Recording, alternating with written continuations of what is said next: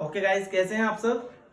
Okay, तो मैंने आप लोगों को जो प्रीवियस जो टॉपिक था अपना इम्यूनिटी, उसके अंदर मैंने आपको दो टाइप की इम्यूनिटी बताई थी। फर्स्ट बताई थी मैंने आप लोगों को इननेट इम्यूनिटी, सेकंड बताया था मैंने आप लोगों को एक्वायर्ड इम्यूनिटी। ओके गाइस, तो मैंने आप लोगों को इननेट इम्यूनिटी बता दिया, फिर मैंने आप लोगों को बताया था कि अब जो नेक्स्ट लेक्चर आएगा उसमें हम डिस्कस करेंगे एक्वायर्ड इम्यूनिटी से। तो आज जो अपना टॉपिक है वो किसका है? एक्वायर्ड इम्यूनिटी का, जो मैं आप लोगों को पढ़ाने वाला हूँ। तो इननेट आई थिंक आप लोगों को समझ में आ गई होगी। अगर फिर भी किसी को किसी प्रकार की कोई क्वेरी वगैरह है तो मुझे कमेंट बॉक्स में बता दिए, उसको मैं विद एक्सप्लेनेशन के साथ में आप लोगों को बता दूंगा। ओके गाइस, तो शुरू करते हैं। एक्वायर्ड इम्यूनिटी क्या होती है कि वो इम्यूनिटी जिसको आप लोग आफ्टर बर्थ रिसीव करते हो। आफ्टर बर्थ जो आप लोग रिसीव करते हो इम्यूनिटी, उस इम्यूनिटी को किस नाम से जानते हैं हम लोग?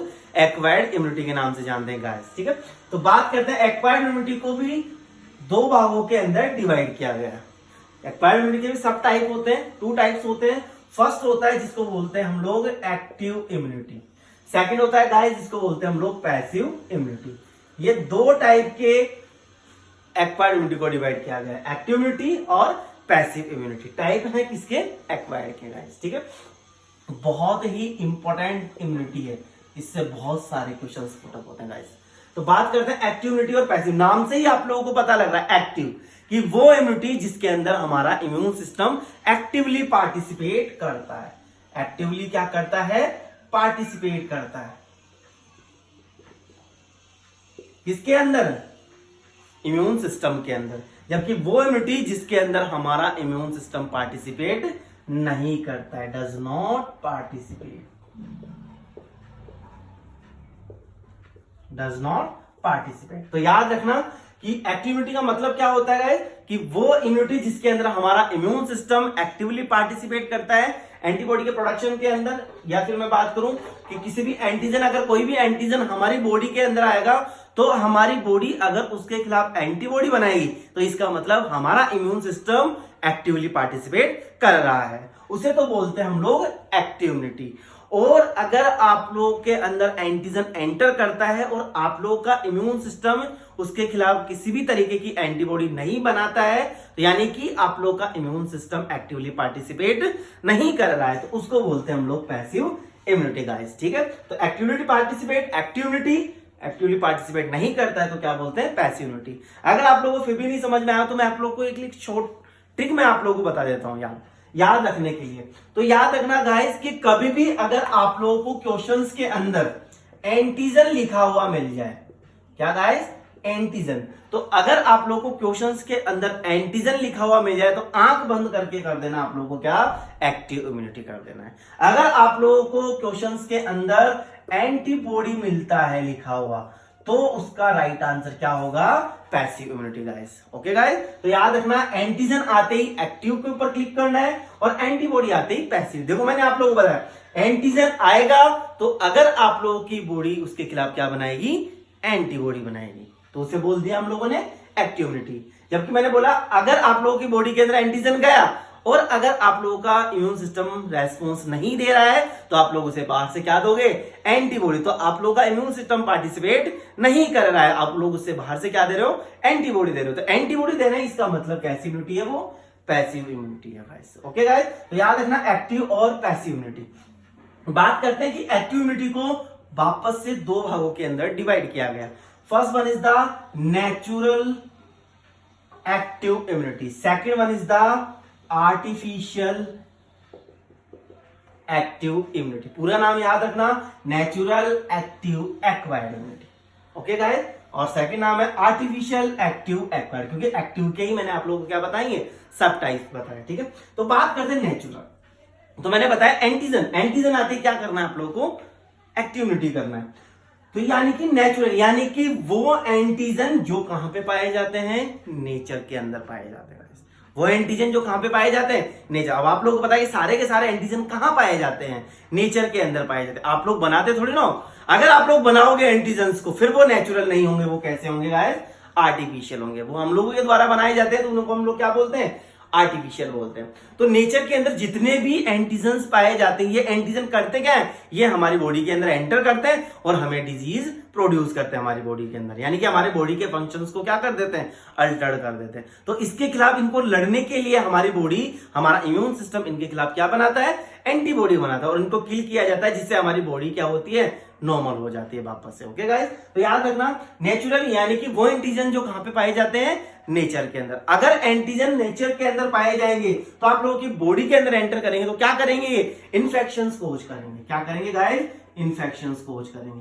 तो याद रखना क्वेश्चंस आता है कि इन्फेक्शन से किस टाइप की इम्यूनिटी प्रोवाइड होती है गाइस। तो याद रखना इन्फेक्शन से किस टाइप की इम्यूनिटी प्रोवाइड होती है, natural active acquired immunity guys. Second बात पे, और क्या कोज करते हैं, और ये डिजीज कोज करते हैं गाइस। क्या कोज करते हैं, डिजीज कोज करते हैं। तो डिजीज कोज करते हैं, इसका मतलब एंटीजन आएगा, डिजीज कोज होगी, तो कैसी इम्यूनिटी होगी गाइस, तो उससे बोलते हैं नेचुरल एक्टिव एक्वायर्ड इम्यूनिटी बोलते हैं गाइस। ठीक है गाइस, ओके। और बात करते हैं क्लिनिकल और सब क्लिनिकल, क्लिनिकल एंड सब क्लिनिकल जितने भी इंफेक्शंस है उन सब के द्वारा भी कैसी इम्यूनिटी प्रोवाइड होती है गाइस, तो उन सभी के द्वारा कैसी इम्यूनिटी प्रोवाइड होती है, natural active acquired immunity provide होती है गाइस।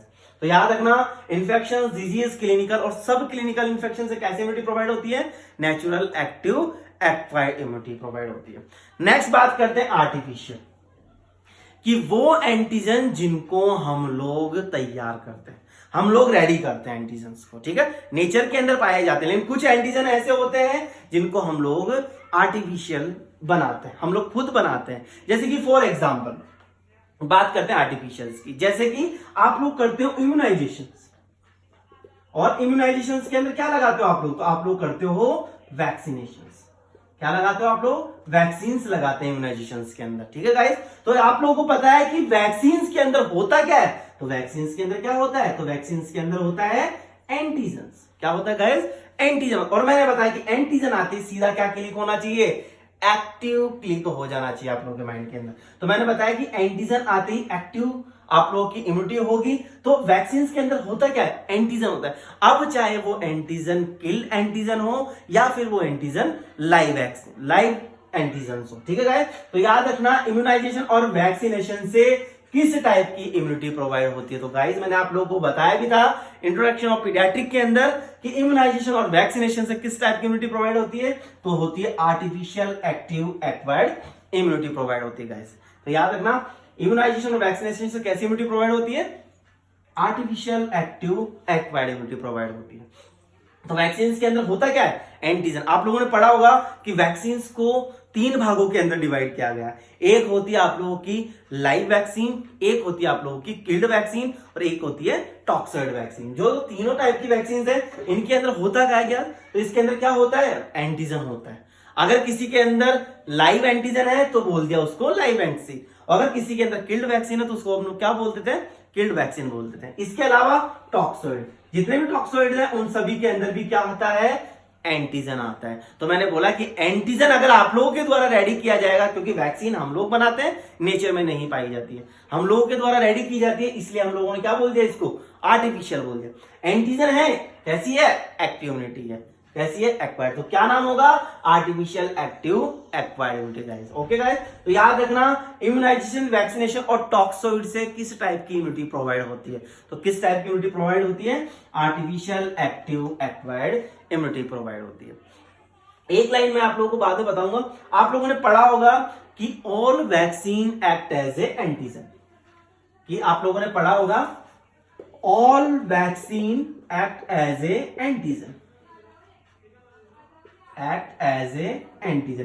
कि सभी की सभी वैक्सीन किसकी तरह काम करती है, एंटी, यानी कि वैक्सीन में क्या पाया जाता है, एंटीजन पाया जाता है। और एंटीजन आते ही क्या माइंड में आना चाहिए, एक्टिव। और अगर आप लोग बना रहे हो तो क्या बोल देंगे, आर्टिफिशियल गाइस। तो क्वेश्चन आता है कि वैक्सीन या इम्यूनाइजेशन से या टॉक्सॉइड से किस तरीके की इम्यूनिटी प्रोवाइड होती है, तो किस तरीके की होती है guys, artificial active acquired immunity provide होती है गाइस। तो याद रखना इस चार्ट को, और इस चार्ट से ही आप लोगों को क्वेश्चंस पुटअप किए जाते हैं। सेकंड बात करते हैं पैसिव इम्यूनिटी की। तो मैंने बताया कि पैसिव इम्यूनिटी क्या होती है गाइस, तो मैंने बताया कि पैसिव इम्यूनिटी वो होती है जिसके अंदर हमारा इम्यून सिस्टम पार्टिसिपेट नहीं करता है एंटीबॉडी के प्रोडक्शन के अंदर, उसको हम लोग बाहर से क्या प्रोवाइड करवाते हैं, एंटीबॉडी।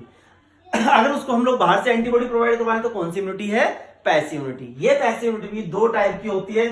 फर्स्ट होती है जिसका नाम होता है नेचुरल, फर्स्ट होती है जिसका नाम क्या होता है, नेचुरल, और सेकंड होती है जिसका नाम क्या होता है, आर्टिफिशियल। तो ये भी दो टाइप की होती है पैसिव इम्यूनिटी, एक होती है नेचुरल और एक होती है आर्टिफिशियल। अब बात करते हैं कि नेचुरल एंटीबॉडी, मैंने बोला एंटीबॉडी आती सीधा क्या क्लिक होना चाहिए, पैसिव इम्यूनिटी क्लिक होना चाहिए, ठीक है गाइस। तो मैंने बोला पैसिव इम्यूनिटी, ठीक है। तो एंटीबॉडी आप लोगों के आते हैं, तो नेचुरल ऐसी कौन सी एंटीबॉडी है जिनसे आप लोगों को natural passive acquired immunity provide होती है गाइस। तो आप लोगों को पता है कि जब बच्चा जन्म लेता है, एक न्यूबॉर्न बेबी जब बोर्न होता है, देन उसके बाद में वो मदर से ब्रेस्ट मिल्क पीता है, तो आप लोगों को पता है कि ब्रेस्ट मिल्क के अंदर क्या पाई जाती है, एंटीबॉडी पाई जाती है। तो बहुत बार क्वेश्चन भी आता है कि ब्रेस्ट मिल्क के अंदर किस टाइप की एंटीबॉडी पाई जाती है। तो याद रखना गाइस, ब्रेस्ट मिल्क के अंदर पाई जाती है IgA। कौन सी पाई जाती है गाइस, IgA। और सेकंड होता है कि जब इंट्रायूटेराइन लाइफ की बात करें तो इंट्रायूटेराइन लाइफ के अंदर बच्चा कनेक्ट होता है प्लेसेंटा से, यानी प्लेसेंटा से सारा न्यूट्रिशन लेता है बेबी, ठीक है। तो प्लेसेंटा से भी एक एंटीबॉडी क्रॉस होकर बच्चे के अंदर जाती है और उस एंटीबॉडी का नाम होता है IgG, यानी कि मैं बात करूं इम्यूनोग्लोबुलिन्स का। ये दोनों क्या है, इम्यूनोग्लोबुलिन्स। तो क्वेश्चन आता है ब्रेस्ट मिल्क और प्लेसेंटा से किस टाइप की इम्यूनोग्लोबुलिन प्रोवाइड होती है। तो ब्रेस्ट मिल्क IgA और प्लेसेंटा IgG। तो ये दोनों कैसी है, नेचुरल है, मदर से मिल रही है तो कैसी है, नेचुरल है। दोनों है क्या, एंटीबॉडी है, दोनों क्या है, एंटीबॉडी है। तो एंटीबॉडी आते ही माइंड में क्या क्लिक होना चाहिए, पैसिव इम्यूनिटी। तो प्लेसेंटा और ब्रेस्ट मिल्क से कैसी इम्यूनिटी प्रोवाइड होती है, तो natural passive acquired immunity provide होती है। सेकंड बात करते हैं आर्टिफिशियल, कि वो एंटीबॉडी जिनको हम लोगों के द्वारा रेडी किया जाता है उसे हम लोग क्या बोलते हैं, आर्टिफिशियल है। क्या बोलते हैं उसको हम लोग, आर्टिफिशियल इम्यूनिटी बोलते हैं, ठीक है। तो मैं बात करता हूं एग्जांपल की, जैसे कि एंटीसीरा। एंटीसीरा में आता है क्या है, एंटीबॉडी होती है। एंटीसीरा में क्या आता है, एंटी।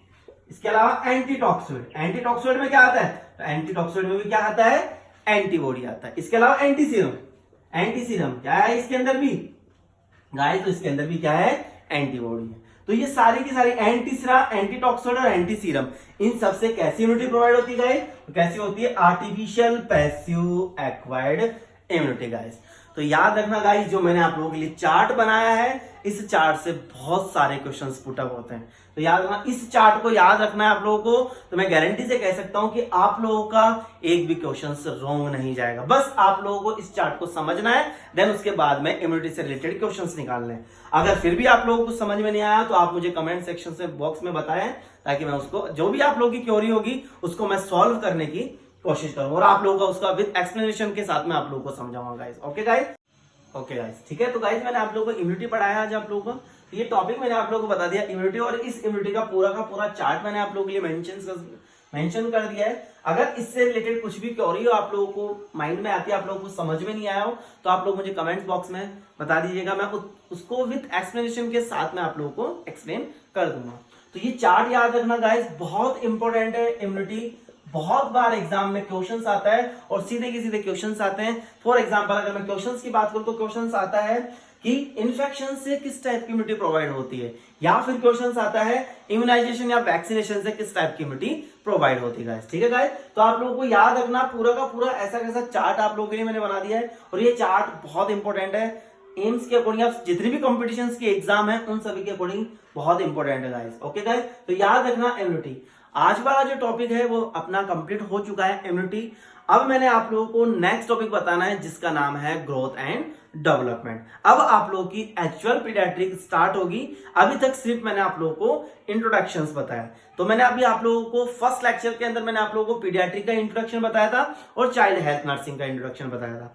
उसी के अंदर एक टॉपिक था इम्यूनिटी। उस इम्यूनिटी से रिलेटेड बहुत सारे क्वेश्चंस आते हैं गाइस, तो उनसे रिलेटेड मैंने आप लोगों को क्या बता दिया है, पूरा का पूरा इम्यूनिटी कंप्लीट करवा दिया है। तो इस चार्ट को याद रखना, ये चार्ट याद रहेगा तो कोई भी प्रॉब्लम आप लोगों को नहीं आएगी क्वेश्चन सॉल्व करने में। फिर भी अगर आप लोगों को कुछ क्वेरी रहती है तो आप मुझे कमेंट्स बॉक्स में जरूर बताइएगा।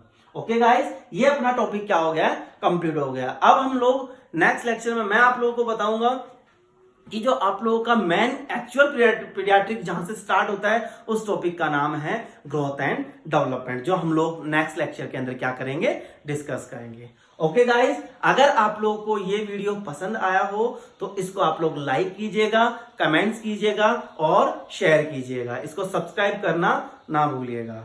अगर आप लोगों को कुछ भी फिर भी कुछ क्वेरी हो तो कमेंट्स बॉक्स में जरूर मुझे बताइएगा। आप लोग ने जो मेरा फर्स्ट वीडियो देखा उसमें मुझे बहुत अच्छा रेस्पॉन्स मिला आप लोगों की तरफ से, तो मैं चाहता हूं कि मैं आप लोगों के साथ में हमेशा के लिए बना रहा हूं। तो इसके लिए आप मेरे वीडियो को लाइक, कमेंट और शेयर जरूर कीजिएगा। Okay guys, thank you guys.